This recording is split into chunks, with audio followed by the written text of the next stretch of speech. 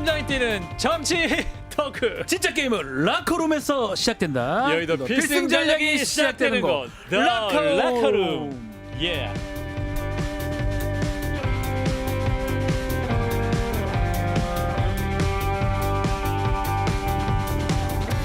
네, 여러분 안녕하십니까, 박재홍입니다. 자, 진영을 넘지 않고 진영의 가치는 라커룸 시간이 왔습니다. 명절 잘 보내신 거죠? 자, 목요일에는 진보 패널 두 분과 함께 블루 라커룸 진행하고 있는 오늘 특별히 오늘 단독 보도를 하신 분이 있어요. 우리 박지훈 변호사님이 녹취록 단독 보도하셔. 오늘 특별히 한 분만 모시고 특별히 라커룸 진행하겠습니다. 자, 변호사계 강호동 박지훈 변호사님 어서 오세요. 네, 안녕하세요. 박지훈입니다. 예, 네, 명절을 어떻게 보내셨던 겁니까? 저는 그냥 명절 동안 네. 좀 고향에 안 가고 좀 쉬었고 그렇습니까? 전화기로만 좀 했습니다. 네. 워낙 평상시 일이 많았기 때문에 그것도 그렇고 좀 다른 방송도 조금 있고 이래서 사실 못 내려갔습니다. 그렇지만 뭐 전화를 엄청 많이 해서 대구 쪽 사정들은 충분히 들었습니다. 그러니까 안 가도 충분히 대구에 친척들은 전화하고 인사드려야 되니까 그래서 충분히 그렇구나. 예. 자, 아무튼 오늘 박준영 부원장은 자리에 안 계시고 하지만 혼자 일당천의 역할을 하는 우리 박 변호사님과 함께 자, 그러면 정치 토크를 시작해 보겠습니다. 일단은 대통령 오늘 그 체코로 나갔습니다. 그래서 오늘 그 장면 또 한동훈 위원장도 그 자리가 한동훈 대표죠. 자리에 갔는데 그 장면을 보고 오도록 하겠습니다. 일단 영상을 틀어주실까요? 예, 자 한동훈 대표와의 인터뷰였고요. 자 오늘 이제 오전에 대통령과 김건희 여사 부부가 서울 공항에서 공군 1호기 편을 출국하는 모습입니다. 이제 한동훈 대표를 포함해서 추경호 원내대표, 정진석 실장 그리고 홍철호 수석 등이 환송을 했고. 네, 대통령과 김건희 여사 함께 이제 공군 1호기에 올라가는 모습들. 네, 대통령 환하게 웃고 있고 김건희 여사 표정은 환하게 웃고 있지는 않으시네요. 그러니까 이거 사실은 저 시기상 아니면 보도 토마토 보도 사실을 알았거나 알 수 있는 상황이었어요. 왜냐하면 그런 시간상. 얘기를 뭐 방송이나 이런 데 통해서 19일 날 몇 시에 나올 거다 이런 얘기를 계속 했기 때문에 맞아요. 그래서 아마 예측을 했거나 아니면 저 소식을 접하고 갔을 수도 있기 때문에 좀 인상이 안 좋은 게 아닌가. 굳은 표정에. 저는 그렇게 좀 보고 있고요. 그렇군요. 한동훈 대표하고 이제 악수하는 모습도 조금 눈에 띄었던 게 뭐 김건희 여사는 목례를 했지만 제일 앞에 있어서 그런지 몰라도 아주 반갑고 즐겁게 악수하는 모습은 아니었거든요. 대통령하고 한 대표가 어깨를 툭 하기도 한데 좋은 사람은 어깨를 툭툭 칩니다. 사실은 대통령 그렇죠. 습관상 맞아요. 옛날 홍준표 선배인데도 이렇게 막 치고 이래서 맞아요. 좋을 때는 치고 이러는데 약간은 아직 불편한 감이 좀 있지 않을까 생각이 듭니다. 그렇군요. 일부 제 개인적 인상입니다. 인상 비평. 일부 보수 유튜버들은 또 그 한동훈 대표의 시선 자체가 그 대통령을 끝까지 보지 않고 있다. 뭐 이러면서 또 지적하기도 했습니다만 뭐 지엽적인 문제인 것 같고. 그렇죠. 자, 그래서 이제 24일에 이제 만찬이 예정돼 있습니다. 대통령실에서는 이번 회동은 폭넓은 소통의 자리가 될 것이다. 설명을 했는데 그러니까 사실은 만찬을 미뤘던 적이 있고요. 또 그 주에 주말에 일요일 날은 이른바 친윤계 그 사람들하고 맞습니다. 만찬을 했던 게 있습니다. 몰래 했지만 그게 보도가 돼버렸죠. 그리고 사실 추석 이후에 하기로 했기 때문에 언젠간 해야 되는데 두 가지 때문에 그랬던 것 같아요. 제가 봤을 때는 지지율을 연연하지 않겠다고 하지만 지지율이 매우 좀 심각한 상황이기 때문에 뭐 의료 대란이라든지 해결할 수 있는 뭔가 소통의 어떤 창구는 마련해야 된다. 그런 측면이 첫 번째고 두 번째는 뭐 조심스러운 얘기긴 하지만 뉴스토마토 부분도 좀 했을 것 같아요. 제 개인적으로 봤을 때. 박지훈 변호사가 진행하는 제가 뭐 취재하거나 하진 않았지만 뉴스토마토에서 공천 개입 의혹 오늘 단독 또 보도가 나왔습니다. 그게 조금 영향이 있었지 않을까 제 개인적으로 그렇게 좀 보고 있습니다. 그렇군요. 자, 일단 뉴스토마토 영상은 또 저희가 또 진짜 이따가 영상을 준비할 예정이고 순방길에 오를 때 그러니까 여당 대표와 만난다라는 걸 또 특별히 뉴스를 타전한 것은 그래도 이제 뭐랄까요? 밥 먹지 않았다. 이것이 또 굉장히 이슈가 됐었기 때문에 이것을 또 이제 어떠한 정치적으로 해석을 덜하게 정말 본다. 요걸 또 드러내기 위한 거 아니었을까? 근데 통상 대통령 갈 때 여당 대표가 특별한 경우 아니고 나왔던 것 같거든요. 그래서 만약에 이번에 나가서 좀 밝은 모습을 좀 보였다면 두 분이 달리 또 해석 여지가 있지만 결국은 만났던 거 악수 한번 한 거 시선 부분 또 뭐 저는 그거는 좀 과잉 해석이라고 보는데 그 플러스 해가지고 24일까지 이렇게 만찬 예정된 걸 얘기를 한다는 거는 예. 저는 지지율하고 이런 것들이 좀 출렁거린다고 예상을 하고 있는 게 아닌가. 그래서 만남 플러스 또 24일 만남. 그 두 가지가 동시에 지금 되는 것 같습니다. 근데 지금 두 분이 만난다고 해서 지금 막 지지율이 오를 수 있는 요인이 될 것인가? 뭐 이제껏 지금 다 보면 지지율 맞게서 하긴 하는데 하나도 지금 반등할 요인은 별로 없었거든요. 그러니까요. 자, 그래서 이제 여론조사가 보면 대통령과 국민의힘 지지율이 최저치를 기록한 거 나타났습니다. 20 딱 네. 이제 구릭한 것도 있었고. 네. 그런데 대통령실의 핵심 참모가 이렇게 얘기했어요. 우리 대통령은 지지율에 일희일비하지 않는 상남자 스타일이다. 상남자입니까? 아니죠. 지지율에 일희일비하지 않으면 안 되고요. 민주국가 아니겠습니까? 그러니까요. 예. 그리고 갤럽에서 지금 지난주 조사가 이제 20%입니다. 예, 추석 20. 직전에. 갤럽은 사실은 상당히 탄력성이 적어요. 그건 뭐냐면 올라가기도 어렵지만 내려가기도 어려워요. 아하. 전화 면접을 하기 때문에 예. 아주 고정적이라고 보는 게 맞거든요. 근데 갤럽이 지금 20%라면 예. 10%도 가능한 상황이라고 봐야 될 것 같고 그렇네요. 실제로 이렇게 지지율이 연연하지 않는다는 거는 또 달리 해석해서 때는 이거 좀 잘못된 해석일 수도 있지만 결국은 헌법재판소만 중요한 거 아니냐 이렇게 해석될 여지가 있는 거예요. 지지율이 안 좋고 나쁜 게 되면 박근혜 전 대통령 같은 경우는 탄핵에 올라갔습니다. 예. 탄핵에 올라가더라도 탄핵 결정은 9인의 헌법재판관 중에 6명이 찬성을 해야 되거든요. 예. 지금 헌법재판관 구성, 재판소 구성이 그렇게는 안 되기 때문에 뭐 지지율 나쁘고 해도 상관없다. 어차피 올라가면 탄핵 기각될 거니까 이런 해석이 있는 것처럼 보이기 때문에 이런 발언들도 사실은 안 좋은 거예요. 상남자 스타일 이게 안 좋은 거죠. 지지율에 일희일비 해줘야 돼요. 그래야지 국정이 운영이 되는 거잖아요. 독재국가도 아니고요. 그러니까 탄핵까지 들어와 이런 거다. 들어와도 어차피 안 된다. 9분 판사 재판관 중에 6명이 찬성하지는 않을 거고 지금 구성 비율도 그렇고요. 그 대통령 임명한 분들도 꽤 있고. 꽤 많고요. 지금은. 그러니까 그런 것까지 고려한 발언으로 보일까 봐 해석돼 제 같은 사람이 그렇게 해석을 해버리잖아요. 예. 그래서 이런 발언들은 매우 안 좋습니다. 오늘 이제 김종인 위원장도 이제 저희 CBS 라디오에 네, 나와가지고 아침에요. 10%까지도 갈 수 있을 것이다. 뭐 이렇게 말씀하셨는데. 간다고 봐야죠. 그래요? 떨어지는 데는 날개가 없습니다. 10%면 정말 심각한 거 아닙니까? 박근혜 대통령 탄핵 10% 시절에도. 어떤 의미냐면 네. 없다는 거예요. 지지한 사람이. 10%라는 건 우리가 이렇게 봐야 됩니다. 이런 얘기 제가 좀 드리는데 네. 효도를 해야 되냐 질문을 하더라도 효도를 하지 말자는 사람이 10%는 돼요. 아주 그러니까 비근한 그냥 극단적 얘기는 합니다. 그 독도가 우리 땅이냐 물어보면 한 5에서 10%는 이상하게 일본 땅이라 하는 사람이 있어요. 이상하잖아요. 그렇죠. 그만큼 10%는 통계상으로는 상당히 나쁜 거예요. 매우 나쁜 거고 박 전 대통령 같은 경우 5%가 내려갔거든요. 맞아요. 15부터 쫙쫙 급전직하게 해버렸거든요. 맞아요. 그 부분을 좀 고려를 해야 됩니다. 사실은. 그러니까 만약에 10대로 떨어지기 시작하면 감당이 안 될 겁니다. 올라갈 수는 없어져요. 그러면. 여기서 이제 또 국민의 입장에서는 또 뭐랄까 그 한동훈 대표가 차별화를 보이려고 있습니다만 지금 디커플링이 안 되고 같이 하락하고 있는 모습이어가지고. 그러니까 저희가 우리 방송은 한동훈 우리 대표에 대한 방송이 좀 많았어요. 그러니까. 제가 매주 이제 얘기를 해드리는데 정말 시간은 다 됐습니다. 제가 추석이라고 했는데 추석이 이제 지나면서 24일 이전에 터뜨릴 수도 있어야 되고요. 이거는 제가 계속 상수로 두 개가 있다 그랬잖아요. 의료 부분하고 최상병 특검 부분 본인이 얘기했던 이제 하나 플러스가 됐죠. 김건희 여사 등의 공천 개입 의혹, 뉴스토마토 단독 보도 그것까지 세 개가 있는데 한동훈 대표가 이제 결정을 이제 할 수밖에 없는 상황이다. 근데 24일이니까 다음 주 화요일에 식사를 해야 되니까 24일까지 참느냐, 24일 전에 하느냐. 대통령은 지금 또 체코에 가 있습니다. 대통령 부분은. 기자들은 질문을 할 겁니다. 한동훈 대표한테. 과연 이걸 피해갈 수 있을지, 던질지. 이거에 전 이거 보면 어떻게 얘기를 합니까? 저희 방송에서 인터뷰할 때도 해결할 것이다. 해결하고 싶다라고 얘기했는데 정부가 안 움직이면 해결 못 하거든요. 그러니까 사실은 다른 길을 가야 되거든요. 다른 길? 차별화라는 게 별게 아닙니다. 정부하고 대통령하고 입을 맞추고 계속 간다면 힘듭니다. 의료 이 부분도.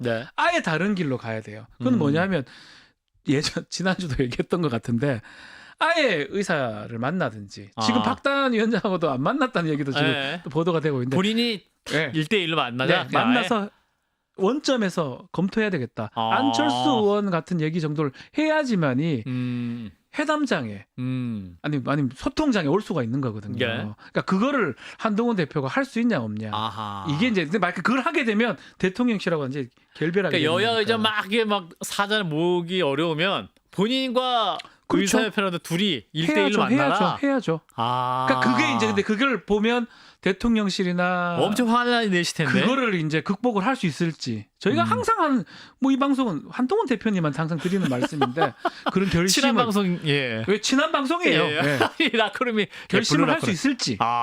결심하십시오. 저는 해야 된다고 이제 다 왔거든요. 다 왔다. 절벽에 왔어요. 24일이 달이 하나 이제 있는 건데 24일까지 기다릴 것이냐. 저는 이번 주 그 갤럽 조사가 굉장히 기다려집니다. 기다린다기보다 내일인가요? 이제 나오나요? 매주 금요일마다 나오는데. 저번 주 쉬는 거 아닌가 모르겠는데 나온다면 매우 크죠. 이거는. 그러니까 이제 설 연휴이기 때문에 이제 저는 여론조사 쉬는 걸로 알고 있는데. 그럼 쉬겠네요. 예. 그러니까 어떤 여론조사 응답 하시는 분들도 예. 쉬어야 돼. 이번 주 쉬시죠. 저는 그렇게 알고 있는데 뭐 나온다면 아니면 또 다른 조사들도 있으니까. 월요일에 또 이제 리얼미터 조사도 나오니까. 있고. 리얼미터도 지금 많이 떨어져 있거든요. 지금. 그러니까 그거는 추세잖아요. 그렇죠. 거기서 더 떨어지면 갤럽도 떨어진다고 봐야 되거든요. 그리고 사실은 플러스 되거나 반등될 만한 건 없어요. 지금도 추석 연휴간에 체코 원전 수주 원전 관련해서 3번 써먹었던 거예요. 원전? 다 아는 얘기고 사실은 이거 처음에 써먹을 때는 효과가 있는 거지. 알겠습니다. 2번, 3번 하면 효과가 없는 거고. 악재밖에 없다. 그러니까 의료도 지금 보건복지부 장관은 잘 막았다라는 얘기를 하는데 사망 사고나 큰 일이 없었을 뿐이지 상당히 심각했어요. 예컨대 아슬아슬했고 국민들이 어쩌면 협조했던 거는 맞거든요. 그렇죠. 그러니까 그거는 어쩌면 엄발의 오줌 누기식으로 지금 막고 있는 거지 해결된 게 아니거든요. 현재 진행형이고 언제든지 터질 수 있어요. 그러니까 지지율이 반등될 요소가 지금 없다고 봐야 됩니다. 그렇군요. 이런 가운데 24일 이제 여당 지도부와 대통령과의 만찬까지 어떠한 또 변곡점이 있을지 또 다음 주에 지켜보시죠. 일단은 다음 주 화요일이면 만찬 전에 우리가 만나는 건데. 네. 그날 오후에 갑자기 또 만찬이 취소되지는 않겠죠? 그건 안 되겠지. 설마 생기면 안 돼요. 예. 만약에 예를 들면 이게 양치기 소년 같이 돼버립니다. 그럼 먹겠죠. 예, 절대 안 될 겁니다. 할 겁니다. 이건 할 겁니다. 예. 자, 두 번째 영상으로 가보겠습니다. 두 번째, 자 오늘 연휴 끝나고 가장 화제의 뉴스가 됐던 뉴스토마토가 이제 김건희 여사의 공천계 의혹 후속 보도를 내던데 이제 대통령과 김건희 여사가 2022년 6월 재보궐선거 공천에 개입했다는 의혹. 그 7불사 회동이 있었다라는 보도입니다. 7불사. 저 얘기도 나오는데 자, 음성 파일이 공개됐어요. 잠깐 듣고 이어가겠습니다. 여보세요? 끝났어. 알겠어요. 끝났어. 네. 명태균 씨와 이 씨와의 대통령 뜻이라고 대화. 해갖고 네네네. 내가 대통령 전화한 거 아나? 요거는 취임식 전날입니다. 취임식 내가 전날 취임식 2020년 전날 5월 하고. 9일. 네. 대통령 전화해갖고 네. 내가 가만히 있을 놈이 대통령, 아니잖아. 난 김영철 했는데 일하대. 대통령은 나는 대통령은 김영선이라 했는데 했는데 일하되 끝났어. 윤상현이 당시 공관위원장이었어요. 그러니까 빨리 끝났어. 간판하고 네네네. 끝났어. 그 소문 내면 안 돼. 나중에 네네. 후보들 난리 날 겁니다. 네네네. 입 조심하라 하고. 네네네. 네, 우리끼리만 그거 하고 예. 알겠습니다. 내일 아침에 발표할 거예요. 내일 아침에 발표할 네네. 거예요. 알겠습니다. 내일 아마 점심 때 발표하겠지. 그 행사가 있기 때문에. 네네네. 예. 자, 뭐 사실은 뭐 명태균 씨. 예, 명태균 씨. 뭐 제가 뉴스토마토 이제 방송 이제 아침에 예, 일찍 했죠. 하는 방송이 있어서 요걸 이제 다뤘었는데 예. 뭐 제가 이제 뭐 특종을 냈 이건 아니죠. 뉴스토마토 기자들이 한 거 저는 뭐 어쩌면 전달한 역할을 했다고 맞아요, 보면 될 것 같고요. 사실은 일단은 그 명예훼손죄 같은 거 민형사상 명태균 씨가 이제 그 보도하자면 바로 언론사를 명예훼손 고소하겠다 해서 불가능합니다. 왜 불가능해요? 불가능하냐면 만약에 내 목소리가 아니다 저 사람 명태균 내 목소리가 아니다. 조작이다. 아니면 중간중간에 잘라 넣었기 때문에 조작했다라고 하면 가능성이 있어요. 그대로 보도한 거예요. 저걸 그대로 내고 본인 목소리 맞다고 다들 확인해주고 있고 그런 상황에서 그때 정황들을 기자가 확인해서 얘기하는 거거든요. 또 사실 적시에는 명예훼손죄 같은 것도 성립할 수 있지 않느냐를 하는데 매우 공익성이 크기 때문에 이거는 법적인 처벌이나 책임을 질 가능성은 낮아 보입니다. 다 우리 박 변호사님께 자문 구하고 보도한 겁니까? 뭐 그건 제가 알겠습니다. 제가 뭐 하지 말아가 안 할 것도 아니겠지만. 그러니까. 네. 예. 좀 심각해요. 오늘 보도의 특징은 두 가지거든요. 어째 보면 2022년도에 이미 보도됐던 그렇습니다. 그 당시에 김영선 전 의원을 네. 아무 일 안 하고 있는 전 의원을 픽해가지고 창원 의창 재보궐에 넣었다는 거. 예. 그 내용이 지금 다 나오고 있어요. 그래서 된 거죠. 된 거고 예. 이게 사실 그 사실관계랑 다 맞아떨어지거든요. 이 대화하고 사실관계가 다 맞아떨어집니다. 예. 그래서 뭐 본인이 뭐라 할지 모르겠지만 거짓말이라고 하기에도 다 맞아떨어지기 때문에 힘들어요. 내가 예측했다 내일 그거 할지 이렇게 말할 수는 없는 것 같고 거기에다가 두 번째가 지금 7불사 얘기를 했는데 요번에 공천 과정에서 개혁신당 등 문제됐던 부분은 아침에 7불사 회동은 이번 총선 때 이번 총선 공천 때 네. 비례대표 1번 달라 1번 달라. 근데 요거는 실제로 또 아침에 뉴스쇼에 우리 김종인 위원장이 나오셔가지고 확인해 주셨어요. 찾아왔다고 집까지. 그 얘기 안 하면 이제 사실은 좀 세모 상황이고 확인이 불가능한 건데 확인을 다 해주셨어요.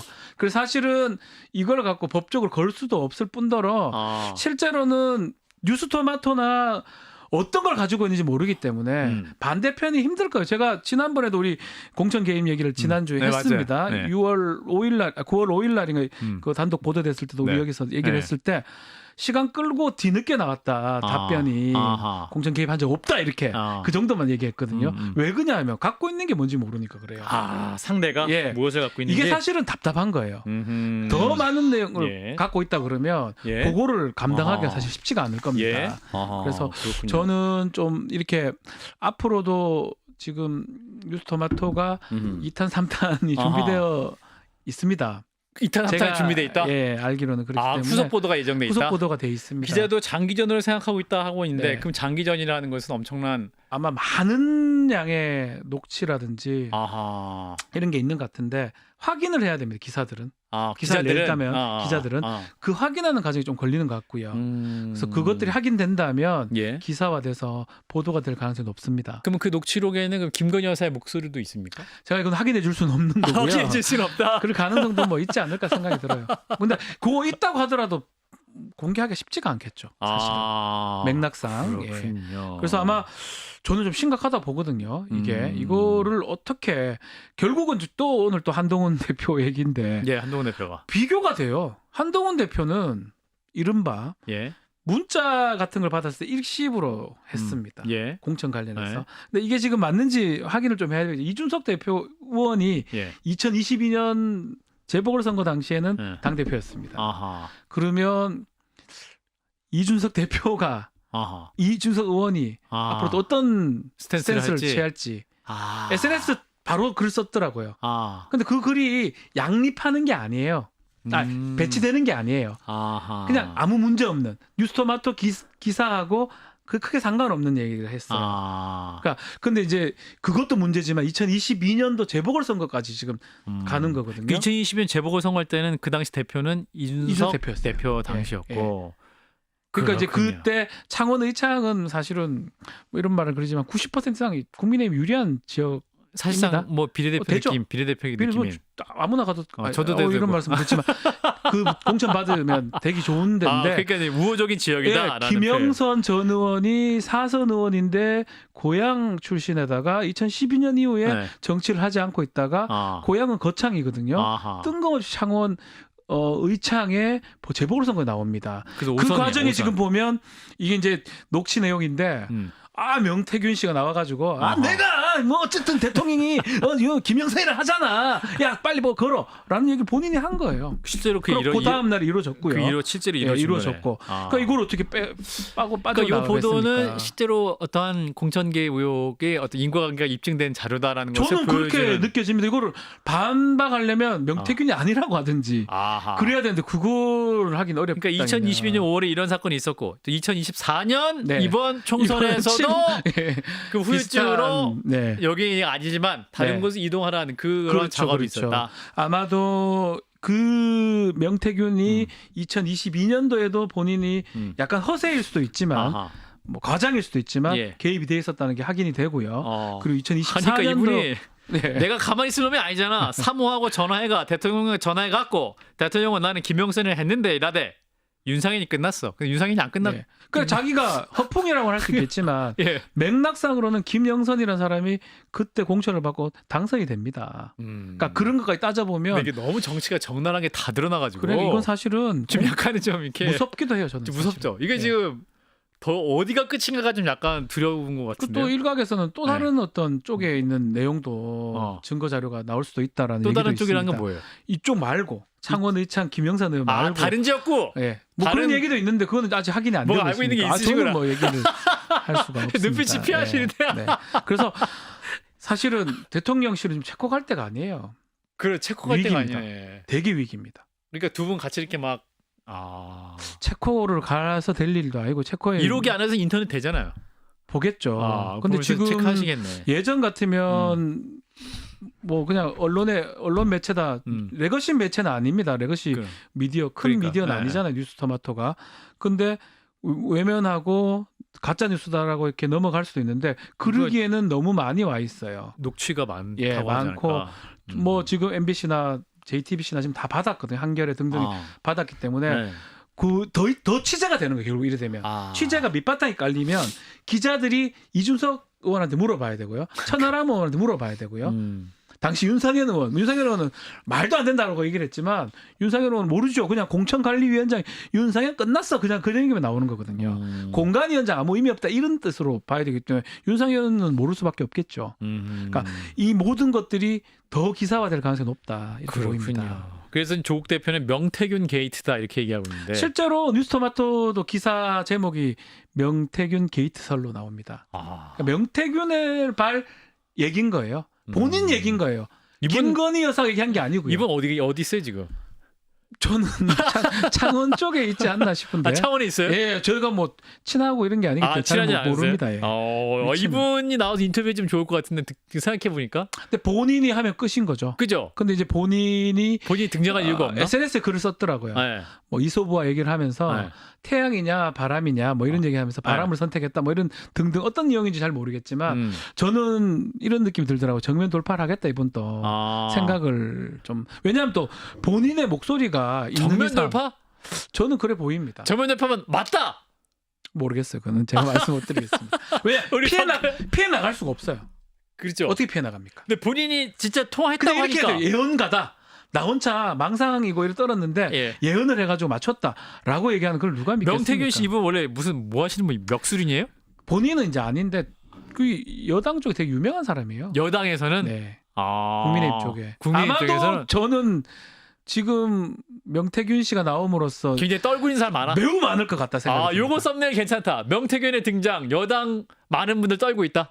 저는 그렇다고 봅니다. 여사님만뿐만 아니라 이 사람이 이렇게 밖에 가서 떠들었고 본인이 얘기했던 게 지금 밖으로 나왔잖아요. 김건희 여사 대통령 얘기만 다 했을까요? 안 그렇겠죠. 플러스 알파고 지금 뭐 여당 내 중진 의원이나 다선 의원들 지금 윤상현이 끝났어 이렇게 윤상현은 이제 공관위원장이니까 공관위원장으로 끝났다 이 말이니까 뭐 달리 해석할 필요는 없을 것 같은데. 근데 이제 우리가 민생이나 뭐 이렇게 좀 정책 논쟁해야 되는데 야 이거 또 다른 게이트에 들어가서 이게 게이트가 되고 만약에 후속 보도가 되고 다른 쪽에서도 보도가 된다 그러면 요거는 사실은 매우 어려운 주제가 될 겁니다. 그러네요. 제가 봤을 때는 대통령실이 지금 체코 갈 상황이 아니에요. 지금 뉴스토마토 기자는 장기전 생각하고 있다 파일이 많은 거네요. 제가 뭐 박병환님 취재에 따르면 파일이 더 많다. 저는 뭐 제가 뭐 확인해 줄 수는 없는데 확인해 줄 수는 2탄, 없지만 3탄 나올 수 있습니다. 확인해 줄 수는 없지만 그 부정을 강하게 안 하고 계셔서 심각하다고 봐야 되고 그래서 저는 또 한동훈 대표님 말씀을 하지 않을 수 없습니다. 또 기승전 한동훈 대표. 이준석 의원하고 비교되는 부분이죠. 이준석 의원은 만약에 그 녹취록대로라면 당 대표인데도 공천을 하지 못했다는 겁니다.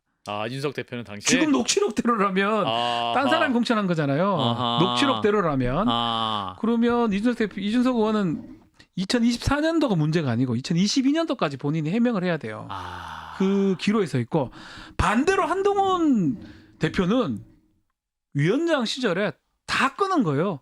안 엄청 받았고. 개입 돌았는데 야. 그렇게 보이잖아요 지금. 그 텔레그램에도 익십 익십해버리고. 우리 저희가 보도했어. 예, 익십. 여기서 문자 공개는 박지영 아니겠습니까? 네. 녹취 공개는 녹취 공개 박지훈. 네. 그래서 저는 둘 다 한동훈 PJH야. PJ 똑같네요. 예. 한동훈 대표가 그래서 24일 전에 결정을 해야 되는 상황 아닌가. 한동훈 대표 지금 차별화돼 있어요. 여기서는 확실히 차별화돼 있습니다. 그렇구나. 그리고 한동훈 대표가 조심스러운 얘기긴 하지만 본인 경선에서 얘기했던 부분인데 네. 나도 뭐 있다 이런 식으로 뉘앙스로 얘기를 했거든요. 그러니까 공개되면 재미없다 뭐 네, 이런 식의 그거요. 뉘앙스죠. 네, 뭐 이런 공개되면. 내용일 수 있는 거잖아요. 그렇죠. 네. 그 텔레그램이 그거밖에 없겠어요. 사실 그 전으로 거슬러 그렇죠. 올라가면 그렇죠. 다 있겠죠.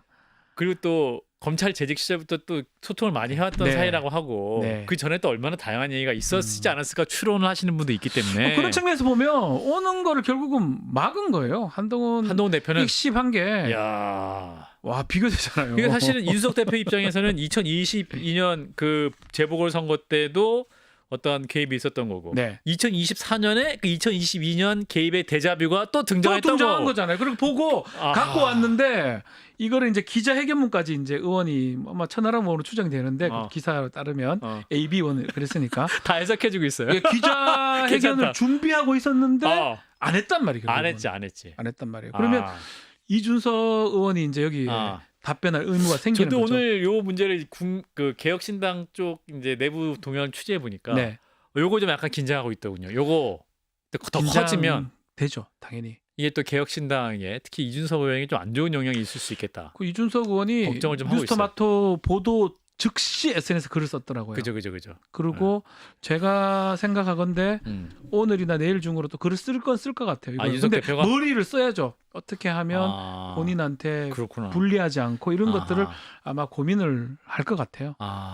그러네요. 이건 그럼 앞으로 더 커질 수도 있겠다. 더 커지면 이것만 해도 지금 매우 큰데 앞으로 더 나올 수도 있고 사실은 빅뱅이 될 것 같습니다. 야, 오늘 박주민 변호사 둘이 해도 재밌네요. 네, 예. 아유 뭐 제가 그럼 인상을 좀 써서 죄송한데 오늘 평상시보다 약간 텐션이 낮아. 왜냐면 좀 진지하시거든. 요거는 까불면 안 되거든요.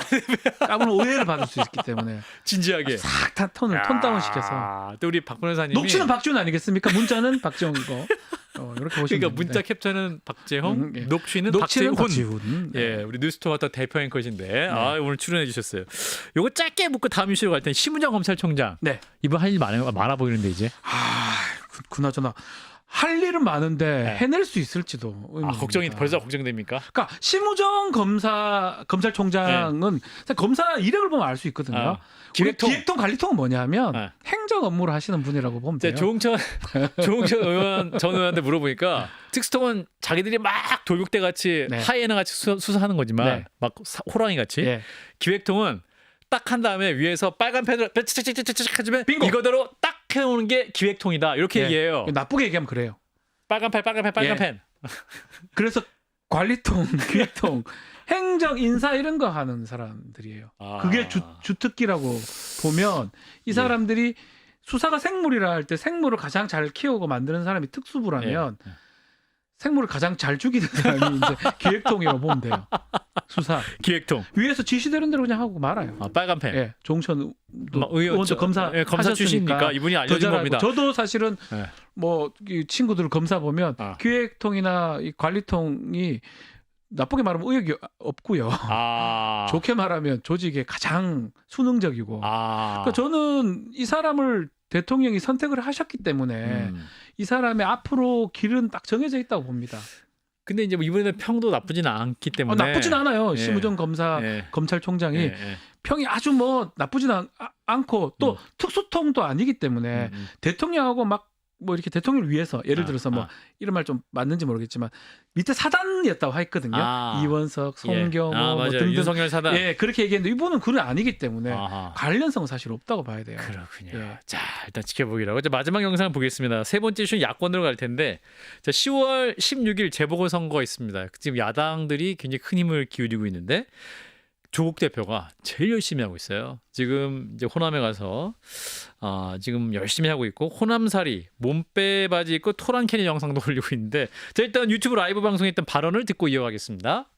지금 사실 조국혁신당은 아까 말씀드렸습니다만은 내가 대중정당이 못 되고 있습니다. 출처 그리고 영상인데 차 아니죠? 숙분정당도 되지 차네요, 못하고 있는 차. 상태입니다. 아마 그 그리고 두 유세차 번째 저 같은 경우 개인 차량 제가 맞네요. 예를 들어서 이재명 개인 차량. 대표님과 밑에는 비교했을 때 경륜과 능력이 많이 왜 한숨을 쉬세요? 아니 호남까지 가서 저도 이렇게 또 저희가 소속하고 있고 제가 이끌고 있는 조국혁신당도 많이 부족하거든요. 그러니까 저 내용은 지금 저희가 이제 대선을 운운하기는 아주 제가 대선 힘들다고 때 생각하고요. 심상정 후보였던 완주하지 제가 않았을 지난 것 같다. 그 대선에서 점만은 분명히 심상정 말씀드립니다. 후보였다면 그리고 완주하지 않았을 것 같습니다. 이재명 대표에 비교해서 경륜과 그 능력이 점만은 많이 분명히 모자란다. 말씀드립니다. 뭐 이런 얘기를 하고 계시고. 예. 자, 그래서 이제 왜 이런 말씀을 하셨을까? 또 어떻게 들으셨어요? 아마 호남의 한석 아니면 어쨌든 네. 이거 국회의원도 아니잖아. 그렇죠. 저는 그 부분이 조금 군수. 조국 혁신당이 예. 이 바라는 그림이 참 시작 자체는 어찌 보면 예. 이런 말씀이 좀 맞는지 모르지만 프로젝트 그룹 당 같은 조국 옛날에 혁신당 열린민주당 자체이. 같은 예. 그래서 결국은 이제 지금 현 상황에 맞는 그런 정당이지만 결국은 진보 진영으로 합쳐질 거라고 이제 많은 분들이 언젠가는 물줄기가 만날 것이다. 지민 비조 이런 얘기 했지 않습니까? 지역구는 민주당, 예. 비례대표는 조국 근데 혁신당. 이렇게 구청장, 군수, 영광, 곡성 제가 인구수 정확하게 보면 5만 이하거든요. 많지 않습니다. 죄송해요. 예. 뭐 제가 비하하거나 하는 게 아니고 그렇게 많지 않은 곳에 이렇게 전력 투구를 호남살이 월세살이 몸빼바지 예. 토랑 캐는 영상 하는 거는 아마 좀 준영구적인 정당이 되고 싶은 것 같아요. 그러니까 여기 지금 네. 수권 정당 뭐 어떤 대중 정당이 못 그렇죠. 되고 있습니다. 이런 이번에 말씀. 하나 얻고 끝까지 갈 생각이 좀 있어 보이기 때문에 아마 민주당 쪽하고 갈등 요소가 좀 있는 거고 그 갈등 요소를 미리 좀 방지하는 측면에서 이재명 대표를 좀 칭찬한 게 아닌가. 뭐 그러니까 그렇게 해석이 됩니다.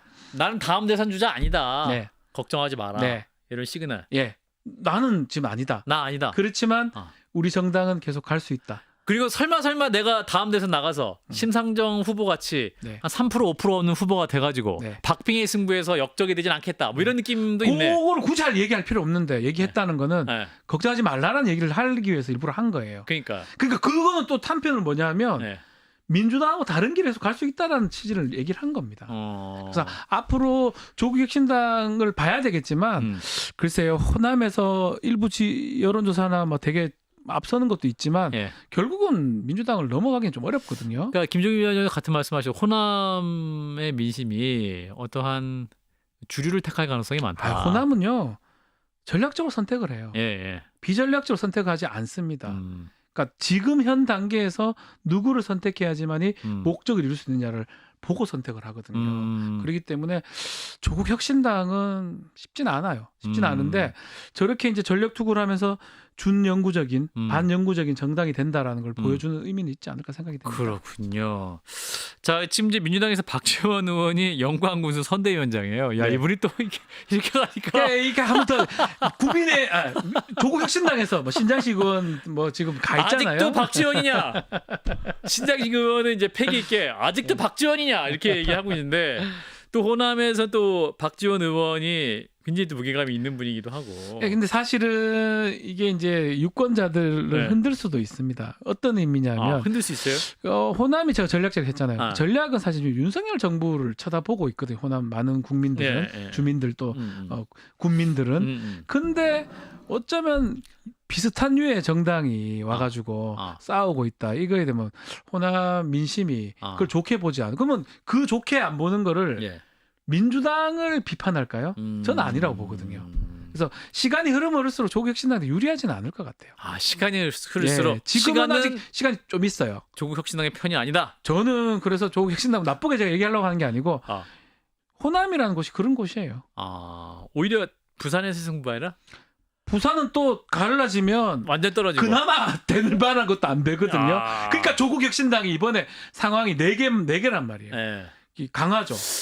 거기도 좀 안 맞고요. 그러니까 인천. 두 군 강화하고 금정은 국민의힘 유리한 곳인데 만약에 가가지고 갈라졌는데 워낙 하기도 어려운데 갈라서 표를 뺏어 먹었다 하면 또 비판을 맞거든요. 서울시 교육감은 선거 근데 이제 정당하고 관계가 없으니까 사실은 얘기하기가 좀 그렇긴 한데 관계는 없지만 단일화되는 쪽이 이긴다고 봐야죠. 그럼 이번 그 보궐선거에 조국 혁신당이 너무 깃발을 높이 드는 것 자체가 그러니까 저는 장기적으로 패착이 될 수도 있겠다. 저는 제 개인적으로 봤을 때는 이번엔 아니지 않나 이런 근데 생각을 공교롭게도 해봤어요. 이제 10월이 그 이재명 대표에게 그 공직선거법 위반과 네. 그 위증 교사의 1심 재판 선고가 이르면 10월에 있을 거기 판결 선고 때문에 나옵니다. 두 개 다. 예. 그 10월이 어떤 민주당으로서 잔인한 달이 혹시나 될 수도 있다라는 전망이 있기 때문에 또 그래서 우리 조국혁신당이 열심히 하는 것 자체가 더 아프게 다가올 수도 있겠네. 예, 그럴 수 있는데 10월달에 이제 판결들이 날 겁니다. 네. 나는데 이제 자, 공직선거법 위반 네. 어떻게 보세요?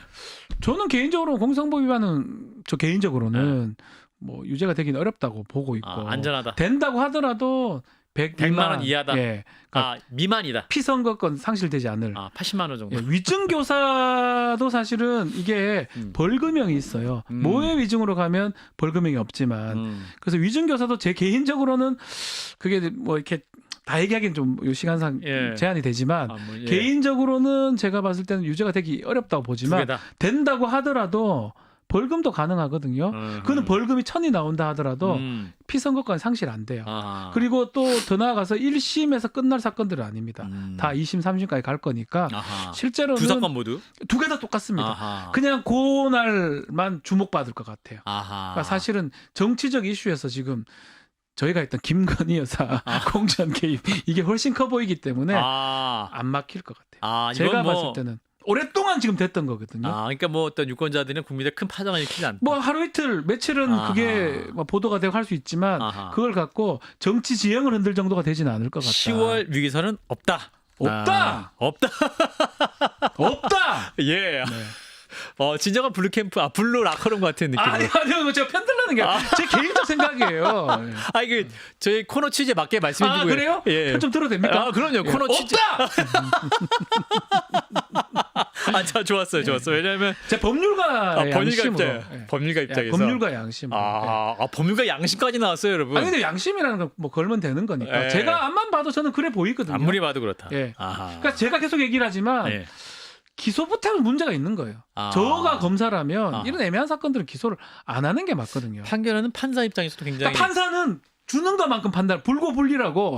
지난번에 이제 도이치모터스 사건도 그런데 만약에 그 공소장 변경 안 했으면 판단 못 합니다.